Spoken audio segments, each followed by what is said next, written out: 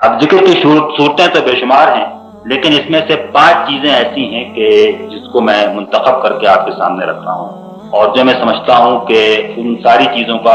ایک طریقے سے احاطہ کر لیتی ہیں جن کی تعلیم کے قرآن میں اور حدیث میں دی گئی۔ پہلی بات یہ ہے کہ ذکر کے کلمات کا اہتمام ضروری ہے، اور یہ وہ کلمات ہیں جن کی تعلیم قرآن مجید میں بھی دی گئی ہے اور نبی کریم علیہ الصلوۃ والسلام نے بالخصوص اپنے ساتھیوں کو دی ہے، اور ان کی زندگی میں اس کو رائج اور جاری اور ساری کرنے کی پورا اہتمام فرمایا۔ اس طریقے سے کہ یہ کلمات بغیر کسی وقت کے اور بغیر کسی خاص موقع کے بھی ادا ہوں، اور اس طرح بھی کہ ان کو آپ نے ایک نصاب بنا کر مختلف اوقات کے ساتھ وابستہ کر دیا، تو مختلف اوقات میں ان کا خاص طور پر اہتمام ہو، نمازوں کے بعد ہو یا صبح اور شام ہو یا رات کو سوتے ہوئے ہو، اور ویسے اٹھتے بیٹھتے لیٹتے ہر وقت کے لیے بھی کلمات کی تعلیم دی گئی۔ اور ان میں سے ہر کلمہ جو ہے وہ اللہ تعالیٰ کی صفات اور اس کی ذکر اور اس کی مختلف پہلوؤں کو ہمارے سامنے لا کر واضح کرتا ہے۔ ایک ہے سبحان اللہ،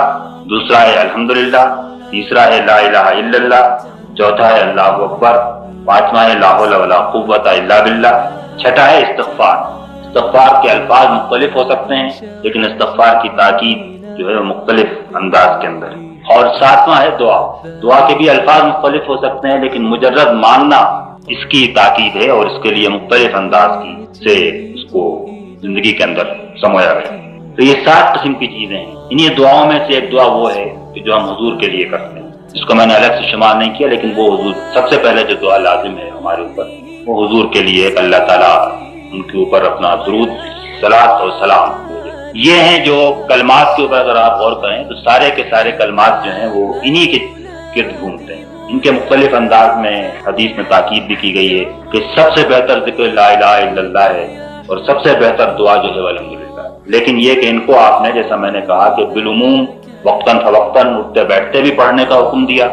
اور ساتھ ہی آپ نے ان کو ایک نصاب بنا کر، مثلا نماز کے بعد جو آپ 33 بار یہ اور 33 بار سبحان اللہ الحمدللہ، مختلف طریقے سے 10 بار، 7 مرتبہ، 3 مرتبہ، اس طریقے سے مختلف انداز میں آپ نے اس کو نصاب بنا کر بھی اپنے ساتھیوں کے سپرد کیا، تاکہ یہ ذکر جو ہے وہ اس کے اندر جاری و ساری ہو جائے۔